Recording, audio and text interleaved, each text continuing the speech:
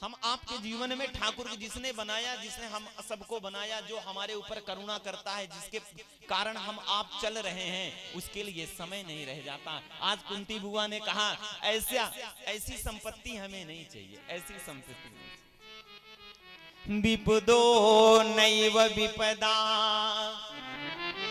संपदो नैव संपदा विपद विस्मरणं विष्णु स्मरणं संपदो भव।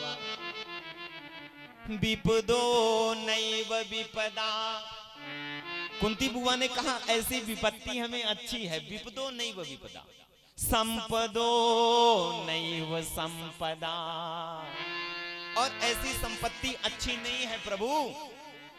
विपद विस्मरणं विष्णु स्मरणं संपदो भव।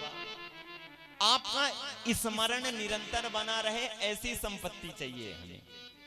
हमें ऐसी संपत्ति नहीं चाहिए जिसमें आपका स्मरण ना हो। एक बात बताऊं, कुंती बुआ ने पूरे जिंदगी भर कुंती बुआ के कष्ट बना रहा। कुंती बुआ के पूरे जिंदगी में कष्ट था। आज सुख का समय आया और निवेदन किया भगवान ने स्वयं, हम आप होते तो इतने में क्या मांग लेते, हम आप होते तो इतने में क्या क्या नहीं मांग लेते। भगवान एक देने वाले होते तो एक के चक्कर में कई की लिस्ट भगवान के पास पहुंचा दिए होते। लेकिन आज बुआ ने कहा ना प्रभु, हकीकत में जो जीवन का सार है, जो लक्ष्य है, प्रभु आप मिल जाओ, बस वही चाहिए। आप मिल जाओ। और आप कैसे मिलोगे?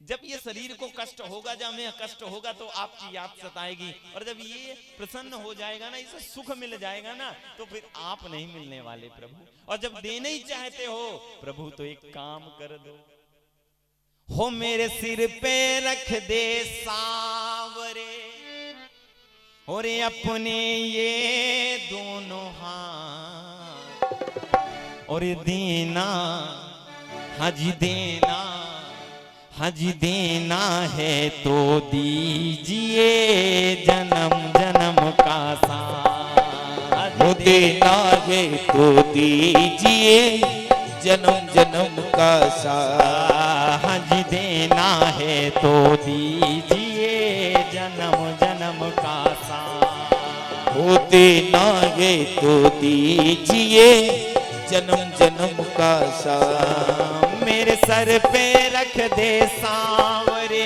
मेरे सर पे रख दे सावरे, मेरे सर पे रख दे सावरे, मेरे सर पे रख दे सावरे। अपने ये दोनों हाथ देना हज देना, हज देना है तो दीजिए जन्म जन्म का साथ। हो देना है तो दीजिए जन्म जन्म का साथ। जय हो।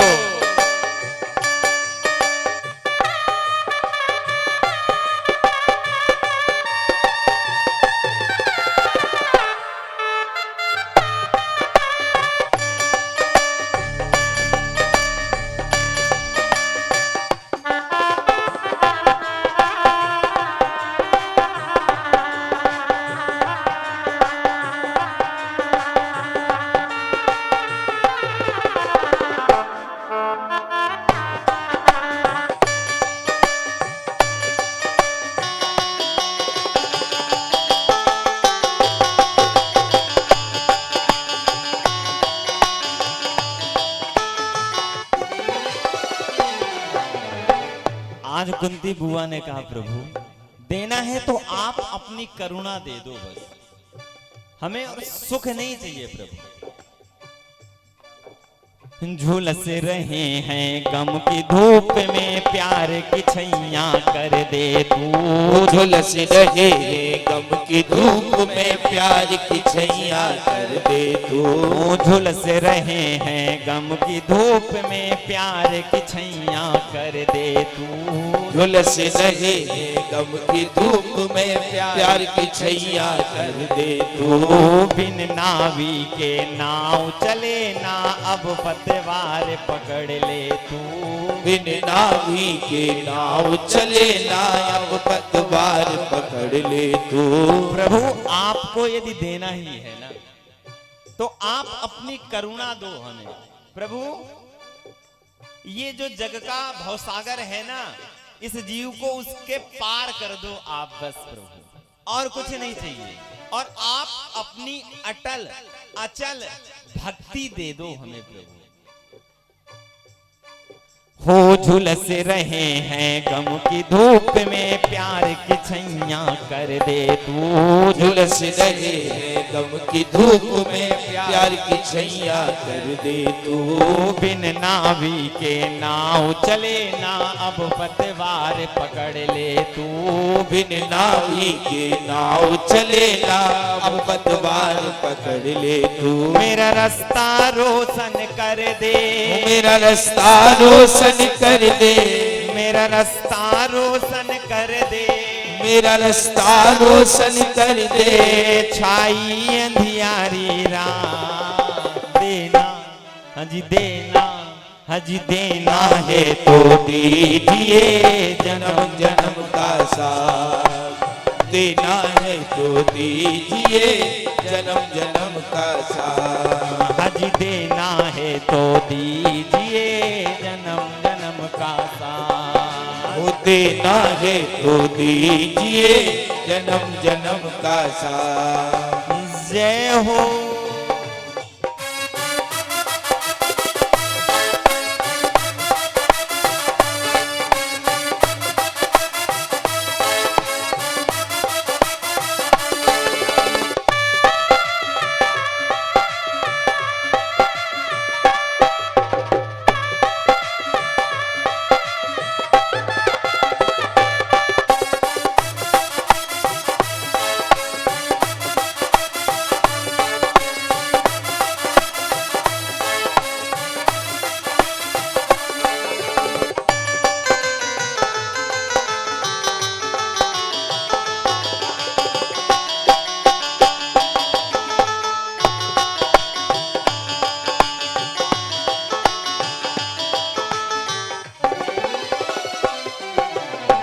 और बुआ ने कहा प्रभु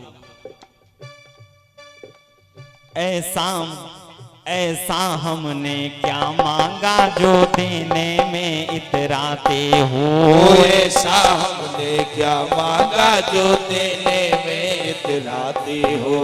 हमने सुना है शरणागत को अपने गले लगाते हो। हमने सुना है शरणागत को अपने गले लगाते हो। आज बुआ ने कहा हमने सुना है आप शरणागत को अपने गले लगा लेते हो ना। हम आपकी शरण में हैं, आप अपनी करुणा दे दो हमें, और कुछ नहीं चाहिए। ये धन दौलत हमें नहीं चाहिए प्रभु, ये संपत्ति हमें नहीं चाहिए प्रभु, हमें तो चाहिए केवल आपकी करुणा। आपकी करुणा केवल हमें चाहिए प्रभु। हमने सुना है शरणागत को अपने गले लगाते हो। हमने सुना है शरणागत को अपने गले लगाते हो। ऐसा हमने क्या मांगा जो देने में इतराते हो। ऐसा हमने क्या मांगा जो देने में इतराते हो। बस साथ रहे जन्मों तक, ताप रहे जन्मों तक। बस साथ रहे जन्मों तक, बस साथ रहे जन्मों तक। बस इतनी सी है बात, हाँ जी देना, हाँ जी देना, हाँ जी देना है तो दीजिए जन्म जन्म का साथ। वो देना है तो दीजिए जन्म जन्म का साथ। मेरे सर पे रख दे सांवरे, मेरे सर पे रख दे सांवरे। मेरे सर पे रख दे सांवरे, मेरे सर पे रख दे सांवरे। अपने ये दोनों हाथ देना, हजी देना, हजी देना है तो दीजिए जन्म जन्म का साथ। अरे देना है तो दीजिए जन्म जन्म का साथ, अरे देना है तो दीजिए जन्म जन्म का साथ।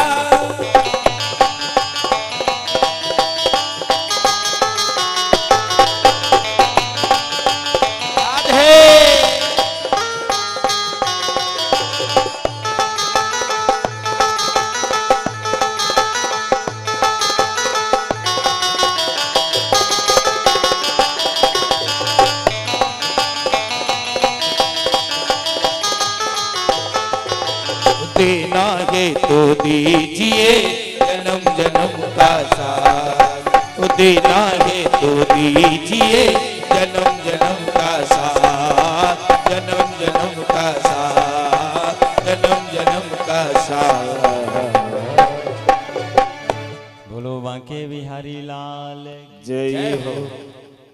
हम आपके जीवन में कोई मिल जाए देने वाला ना, तो हम आप सब कुछ मांग लें, लेकिन आज कुंती बुआ ने भगवान से कहा ना प्रभु नहीं चाहिए, आप अपनी करुणा दे दो।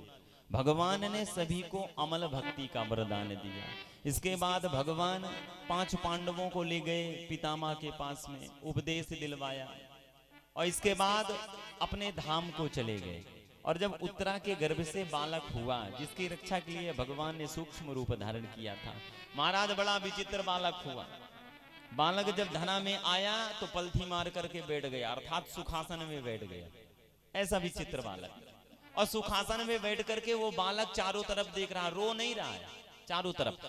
हम आपके जीवन में जो बालक या बालिका का प्रादुर्भाव होता है, इस धारा में गिरने के बाद पहले उसको लेना पड़ता है, वो आते ही रोता है कहां कहां कहां कहां, लेकिन वो बालक ना कुछ नहीं, मौन अवस्था में चारों तरफ केवल देख रहा है कि वो दिखाई नहीं दे रहा है, जिसने हमें गर्भ में दर्शन दिया वो दिखाई नहीं दे रहा। भगवान को पता चला, भगवान आए, और जैसे भगवान आए तो भगवान को देख करके वो बालक हंसने लगा, और भगवान ने अपनी छोटी वाली उंगली सामने करी, उस बालक ने पकड़ लिया, और भगवान ने उसी समय उस बालक का नाम परीक्षित रख दिया।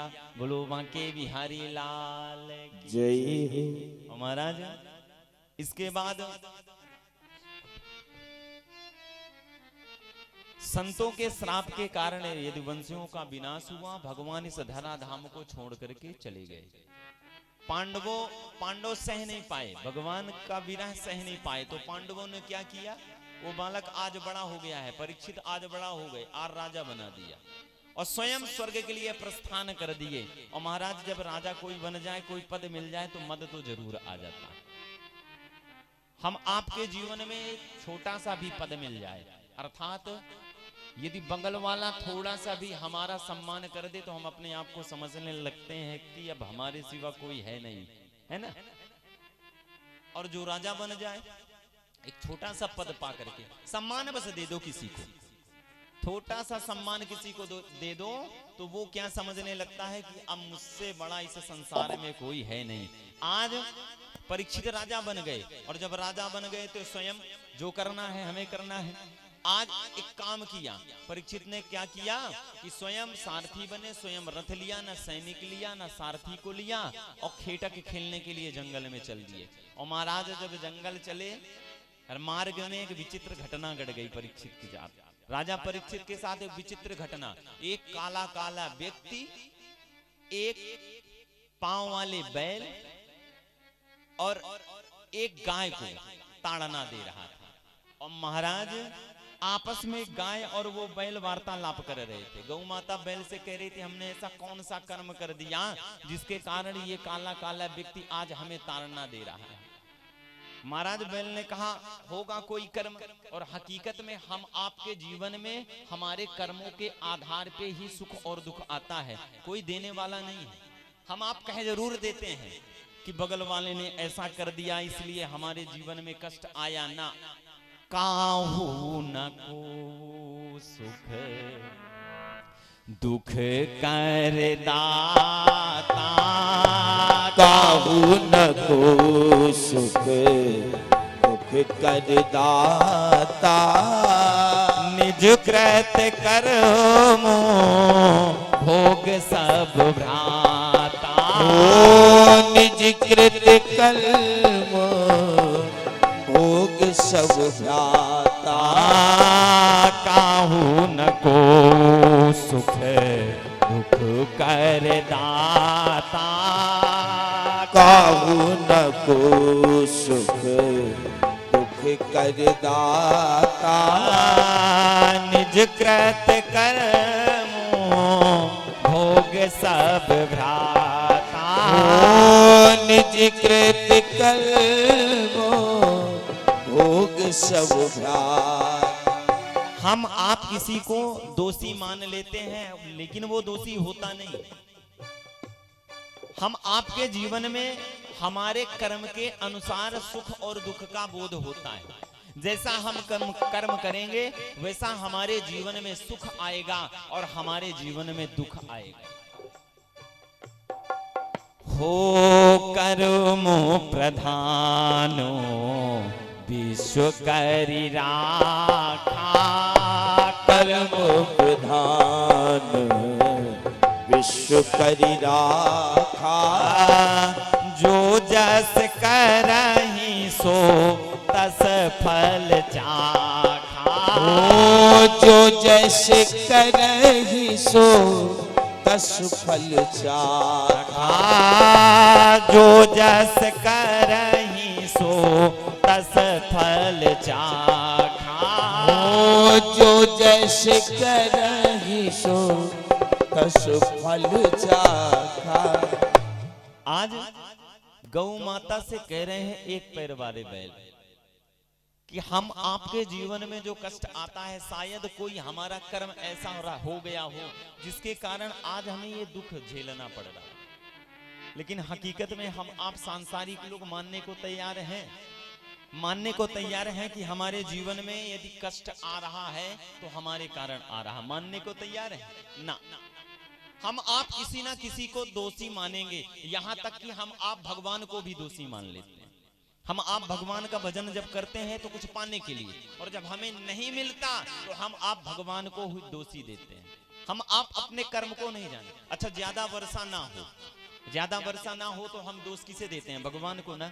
आज इस साल भगवान ने वर्षा ज्यादा नहीं करी, और भगवान ने जब वर्षा नहीं करी तो फसल कहां से होगी?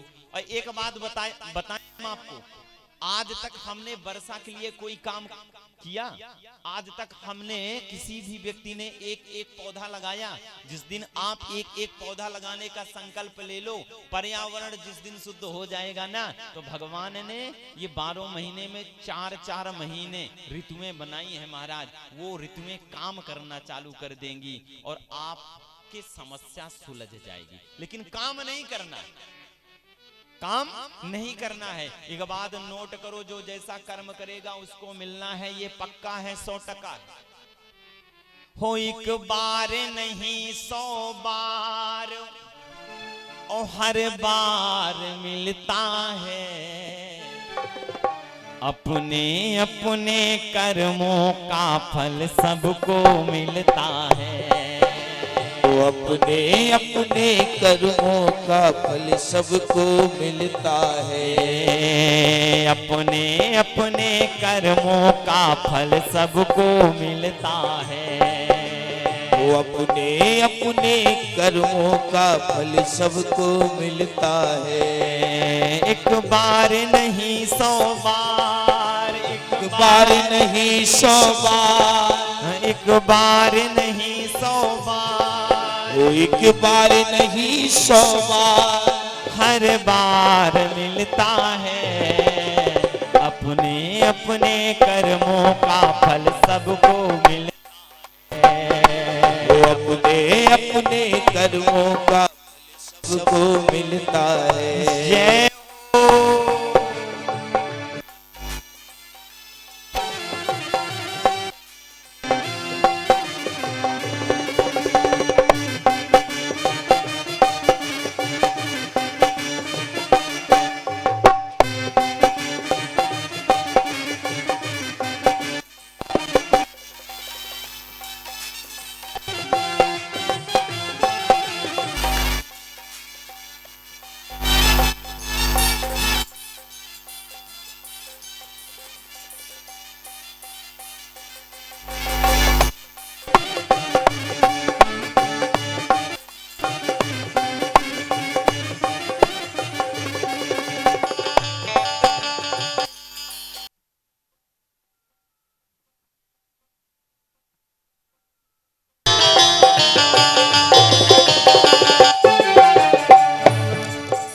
गीता में तो भगवान ने कहा है, गीता जिसने भी पढ़ी हो, जिसने भी सुनी हो, भगवान ने कहा है कर्मण्येवाधिकारस्ते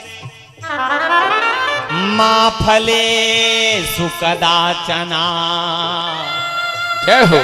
मा फल हेतुर्भूर्मा। भगवान ने गीता में कहा है आप कर्म करो, फल की इच्छा ना करो, वो मेरे ऊपर डिपेंड कर दो कि मैं कैसा देने वाला हूं। और जिस दिन हमने अपने सारे कर्मों को भगवान पे समर्पित कर दिया ना, तो हमारे जीवन में दुख कभी नहीं आ सकता, सुख ही सुख आए। एक फूल है वो जो मंदिर में चढ़ता है, एक फूल है वो जो मंदिर में चढ़ता है, एक फूल है वो जो मंदिर में चढ़ता है, एक फूल है वो जो मंदिर में चढ़ता है, एक फूल है वो जो सड़कों में पड़ता है, एक फूल है वो जो सड़कों में पड़ता है। इस फूल की भी कर्म के आधार पे इसको फल मिलता है। एक फूल ऐसा होता है जिसे हम आप सुबह तोड़ करके भगवान के चरणों में चढ़ाते हैं, भगवान के सर में चढ़ाते हैं। और एक फूल ऐसा होता है कि उसकी माला बनाई गई और नेताओं का स्वागत किया गया और नेताओं को पहनाया गया और नेता ने पहन करके उतारा, नीचे मंच के फेंक दिया। और हम आप जब सभा का विसर्जन होता है तो उस पे चल करके जाते हैं।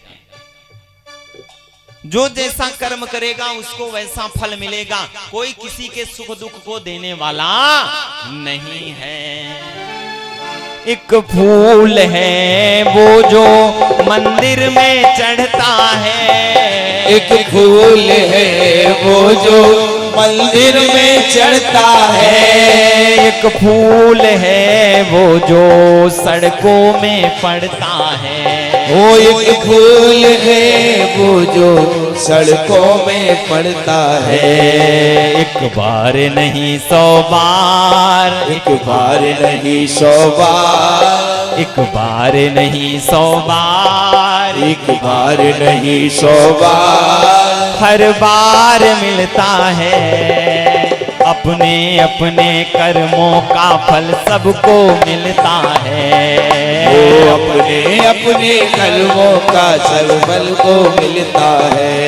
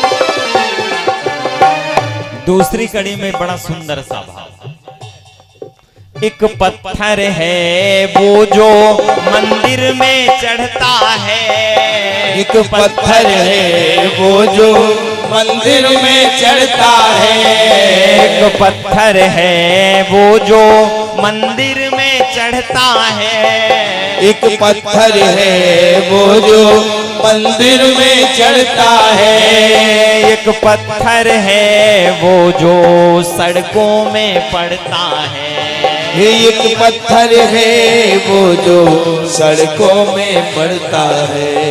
हकीकत में एक पत्थर की भगवान की मूर्ति बनाई जाती जिसका हम आप पूजन करते हैं, और एक पत्थर के छोटे छोटे टुकड़े बना करके रोड बनाया जाता जिसमें हम आप चलते हैं। एक पत्थर है वो जो मंदिर में चढ़ता है, पत्थर है वो जो मंदिर में चढ़ता है। एक पत्थर है वो जो सड़कों में पड़ता है, वो एक पत्थर है वो जो सड़कों में पड़ता है। एक बार नहीं 100 बार, एक बार नहीं 100 बार, एक बार नहीं 100 बार, एक बार नहीं 100 बार, हर बार मिलता है अपने अपने कर्मों का फल सबको मिलता है। वो अपने अपने कर्मों का फल सबको मिलता है, अपने अपने कर्मों का फल सबको मिलता है।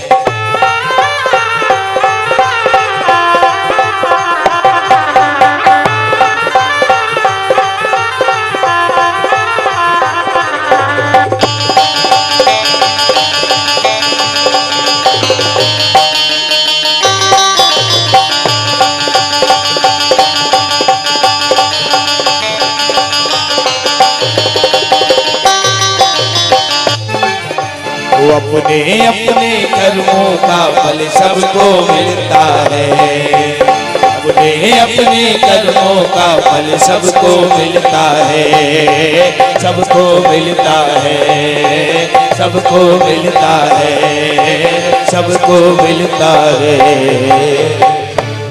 बोलो बांके बिहारी लाल की जय हो।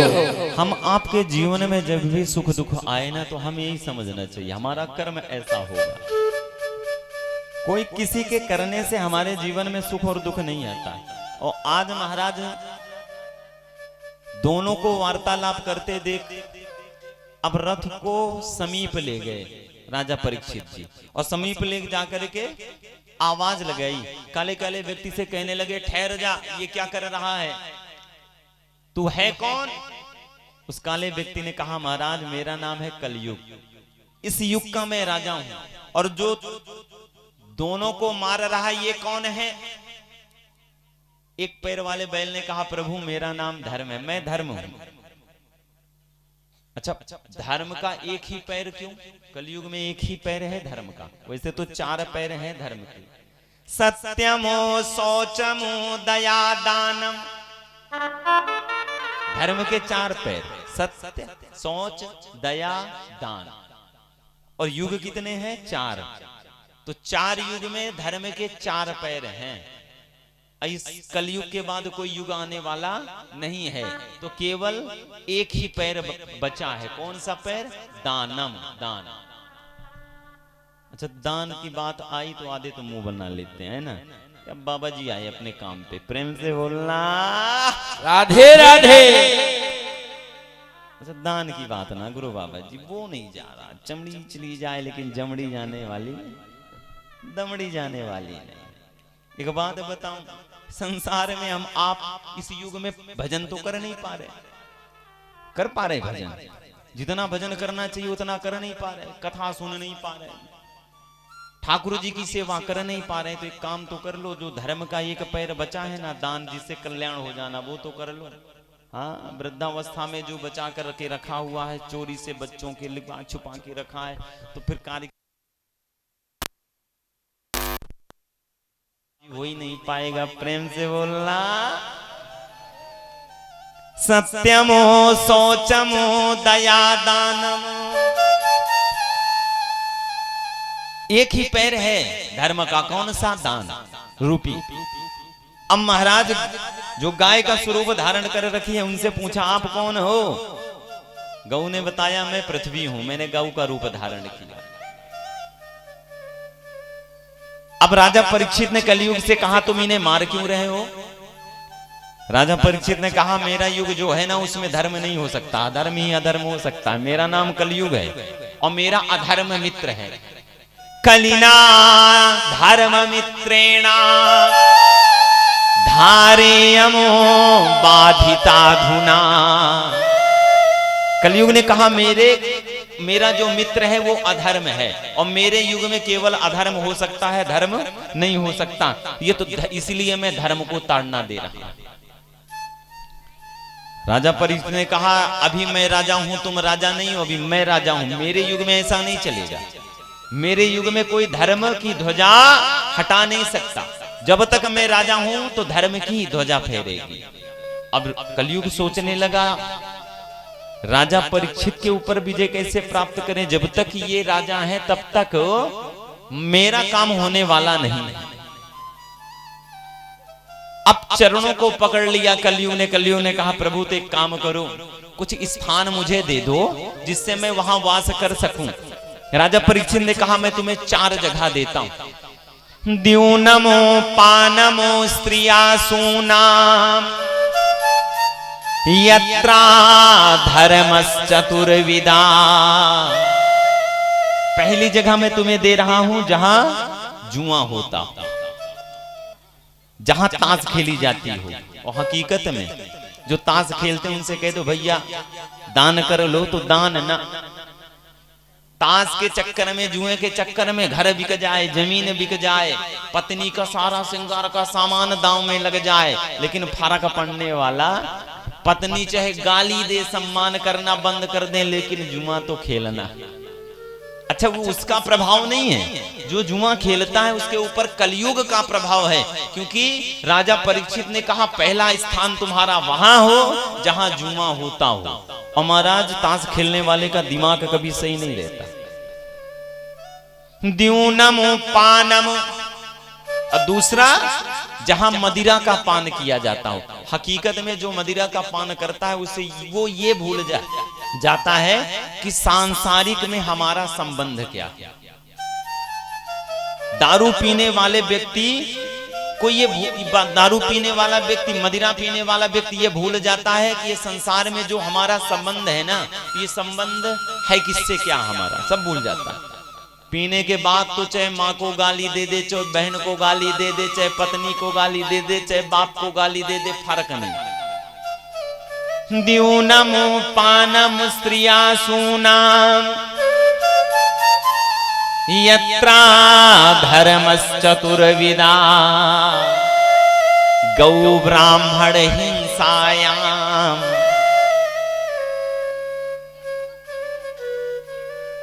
जहां गाय और ब्राह्मण की हिंसा की जाती हो, कलयुग जा तेरा वास हो।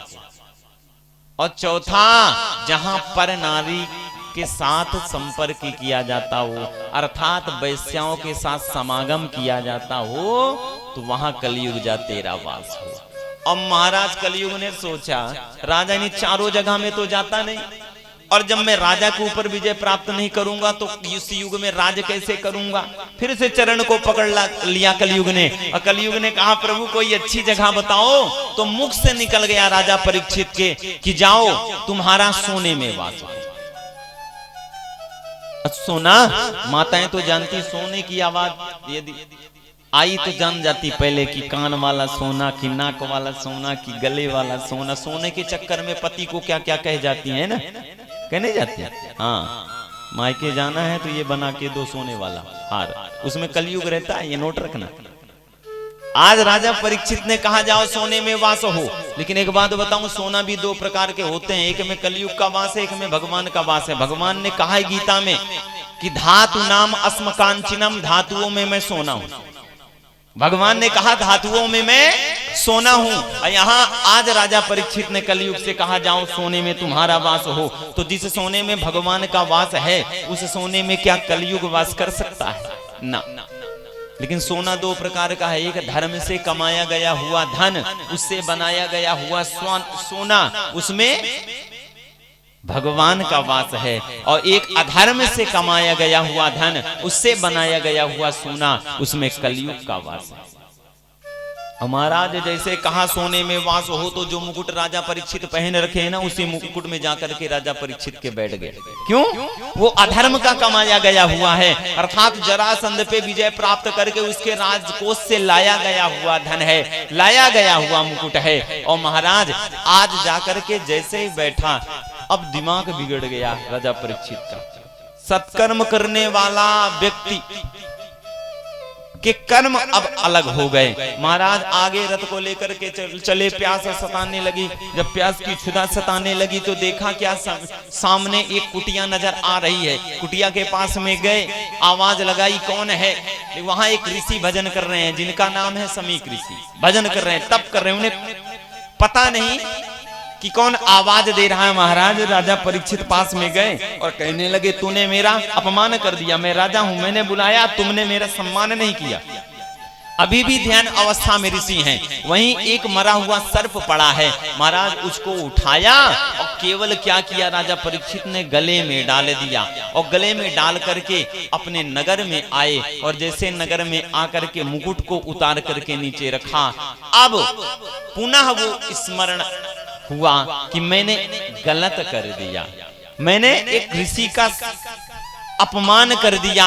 और महाराज जैसे ही ये विचार आया, मुझे कष्ट होना चाहिए, अर्थात मुझे ये फल मिलेगा।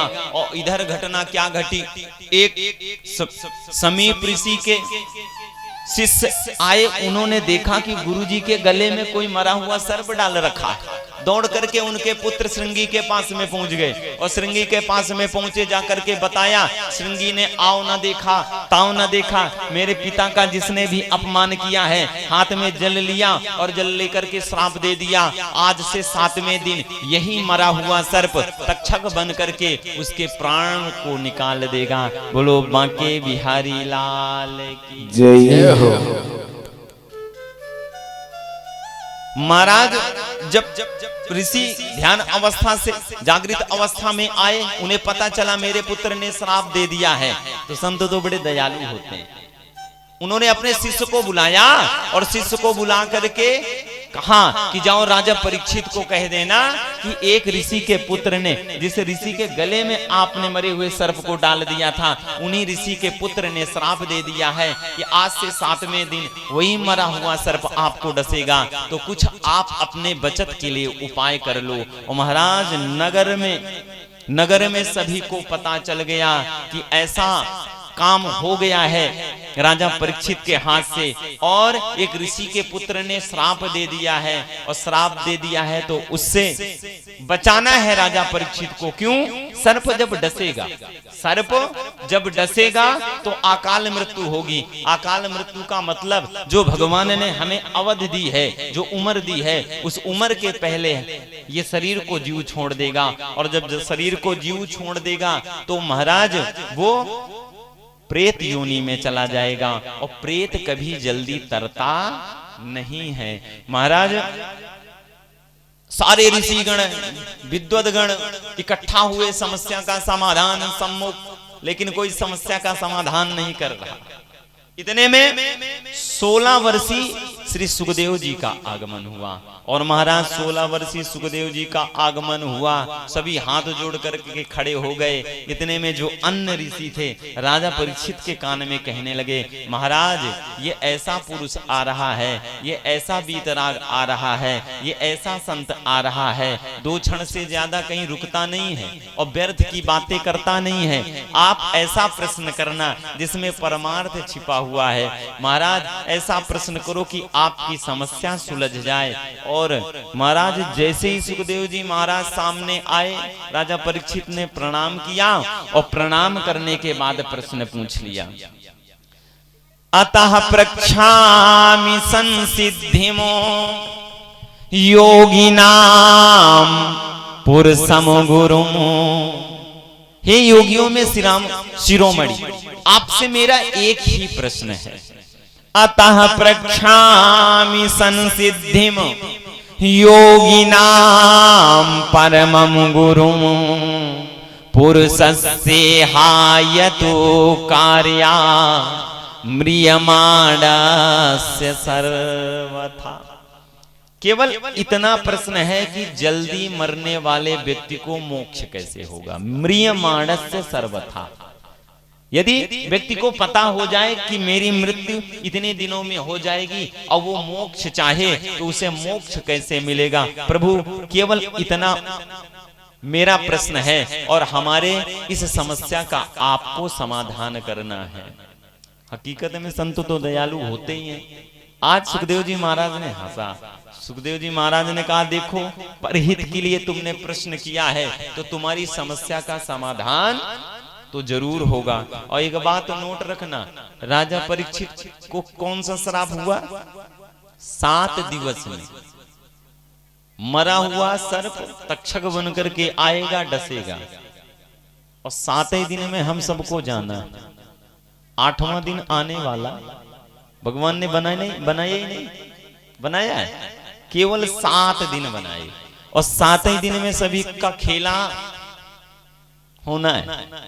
अब हम आप पे डिपेंड करता है कि हम आप क्या करें, हम आप क्या करें कि हमें मोक्ष मिले, कि हम आप क्या करें कि हम 84 लाख योनियों में पुनः आए।